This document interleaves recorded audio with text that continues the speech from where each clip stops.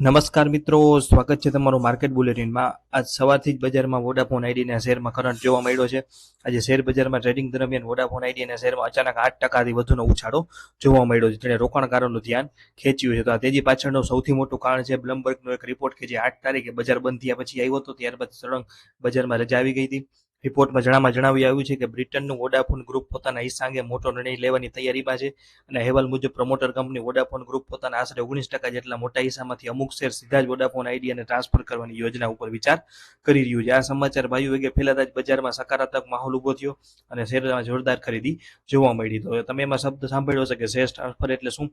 તો share transfer અને treasury હોલ્ડિંગનો અર્થ અને તેનાથી થતા ફાયદા વિશે જાણીએ તો ઘણા રોકાણકારોનો પ્રશ્ન થાય છે કે આ શેર ટ્રાન્સફર એટલે શું અને તેનાથી કંપનીને શું ફાયદો થશે? તો સરળ ભાષામાં સમજીએ તો જ્યારે પ્રમોટર પોતાના શેર કંપનીને ટ્રાન્સફર કરે છે ત્યારે તે શેર ટ્રેઝરી હોલ્ડિંગ બની જાય છે। આનો અર્થ એ થયો કે કંપની પાસે પોતાની જ એક મોટી એસેટ એટલે કે મિલકત જમા થશે। જો આ પ્લાનનું સફળ થાય તો ભવિષ્યમાં વોડાફોન આઈડિયા કંપનીનો શેરનો ઉપયોગ નવું ફંડ એકઠું કરવા અથવા બેંકોનું દેવું ઘટાડવા માટે કરી શકે છે। આનાથી કંપનીની બેલેન્સ શીટ મજબૂત થશે અને ટેલિકોમ માર્કેટમાં જીઓ અને એરટેલ સામે ટકી રહેવા માટે થોડી એવી નવી આર્થિક શક્તિ મળશે। પણ રોકાણકારો માટે મહત્વની સાવચેતી કે જો કે આ તેજી વચ્ચે એક બાબત ખાસ નોંધવા જેવી છે કે આ સમાચાર હજુ માત્ર સૂત્રો દ્વારા અને બ્લમબર્ગ દ્વારા મળેલા મીડિયા રિપોર્ટ ઉપર આધારિત છે। અત્યાર સુધી વોડાફોન ગ્રુપ કે વોડાફોન આઈડિયા તરફથી કોઈ પણ પ્રકારનું ઓફિશિયલ નિવેદન, પ્રેસ રિલીઝ કે સ્ટોક એક્સચેન્જ ફાઇલિંગ કરવામાં નથી આવ્યું। શેર બજારમાં ઘણીવાર આવા સમાચારોના આધારે અફવાઓ પણ ઉઠતી હોય છે, તેથી રોકાણકારોએ માત્ર ભાવ વધતો જોઈને ઉતાવળ ન કરવી।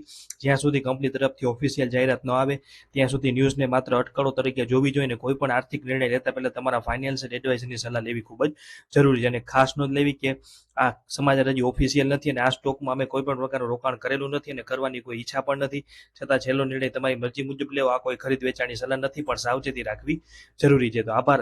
આવા તમામ મહત્વના અપડેટ માટે માર્કેટ બુલેટિનને લાઇક, શેર અને સબસ્ક્રાઇબ કરજો અને ખાસ બેલ આઇકોન પ્રેસ કરી દેજો। આભાર।